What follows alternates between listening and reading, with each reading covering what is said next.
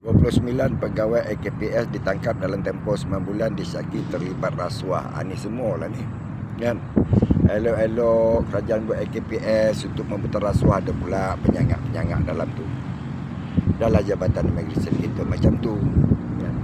Untuk kenakan hukuman yang berat.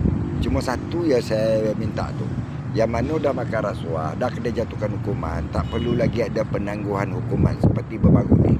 Timur rasuah 1 juta lebih kau. Kan adalah saya dosa tu kan. Tapi boleh penangguhan hukuman rayuan, jangan dihukum. Ada tak adil lah. Kan kalau nak hukum semua kan. Kita tak naklah benda ni berlaku senang-senangnya. Hari ni 29 pegawai AKPS. Pegawai AKPS ni Datuk Suhaili dah jago dah, tapi berani juga mereka buat kan. Kita sebagai rakyat kesal, Malaysia ni kesal. Bukan tak bagi rakyat asing masuk, tapi ikutlah policy dia. Janganlah ada tali barut yang mengkhianati perlembagaan Malaysia ni. Jadi kita mintalah pada Datuk Suhaili, pada Menteri Kehakiman, pada perlembagaan undang-undang supaya menghapuskan tangguhan penjara.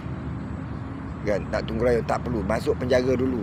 Begitu juga tak perlu dijamin mereka rasuah-rasuah ni, baik orang politik, baik penjawat awam, baik pengarah, baik siapa pun, baik menteri pun. Tak perlu ada jaminan, harus dimasukkan ke dalam dulu. Biar mereka rasa bagaimana duduk di penjara tu. Dan itu ya permintaan kami. Ke depan semoga AKPS yang lain tu bertugas lebih tegas dalam membuat pemeriksaan. Wassalamualaikum.